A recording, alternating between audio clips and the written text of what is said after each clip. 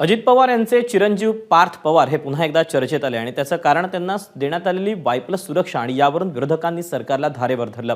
महायुती सत्तेत आल्यानंतर महाविकास आघाडीच्या अनेक नेत्यांची सुरक्षा कमी करण्यात आल्याचा आरोप करत पार्थ पवारांना वाय+ सुरक्षा का दिली असा सवाल विरोधकांनी उपस्थित केला आहे।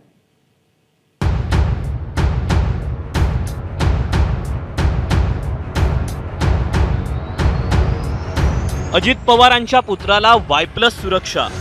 उपमुख्यमंत्री अजित पवारांचे पुत्र पार्थ पवार आता सशस्त्र पोलिसांच्या गराड्यात फिरणार, कारण राज्य सरकारनं पार्थ पवारांना वाय+ सुरक्षा देण्याचा निर्णय घेतलाय।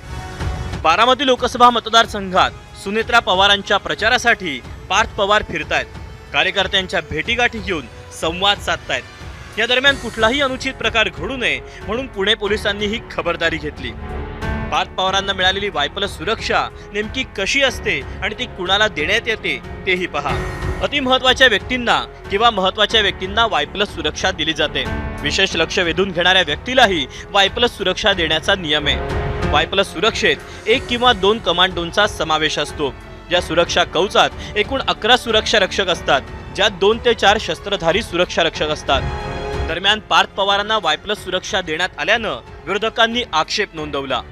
आज पार्थ पवारांनी नाही दिली आमच्या मुलांना, इट्स ओके।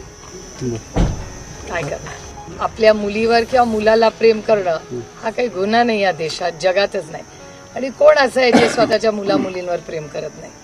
आणि त्याच्यामुळे हे अगदीच बालिश आहे। मला विचाराल तर गद्दारी केल्यानंतर 40-50 आमदार होते, यांना त्या दिवशीपासून सिक्युरिटी दिली। ठीक आहे, त्यावेळेस त्यांच्या संरक्षणाचा प्रश्न होता। आज काय त्यांच्या संरक्षणाचा प्रश्न आहे? सुरवेनी हल्ले केले आणि या सुरक्षेमध्ये यांना केले, त्यांच्यावर अजून पोलिसांची कारवाई नाही। किमान 40 जणांचा रिव्ह्यू घेतला पाहिजे। सगळ्यांना सरसकट कशासाठी दिली पाहिजे? नाही तर मग द्या 288 लोकांना।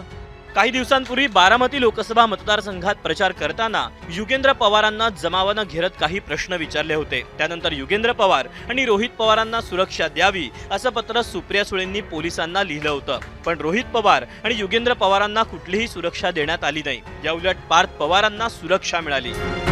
शिंदे फडणवीस सरकार सत्तेत आल्यानंतर महाविकास आघाडीच्या अनेक नेत्यांची सुरक्षा काढण्यात आली। काही नेत्यांची सुरक्षा कमीही करण्यात आली, त्यावरून वादही झाला आणि आता पार्थ पवारांच्या सुरक्षेवरून नवा वाद निर्माण झालाय।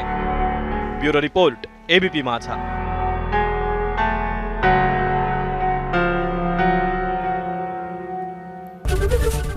एबीपी माझा, उघडा डोळे बघा नीट।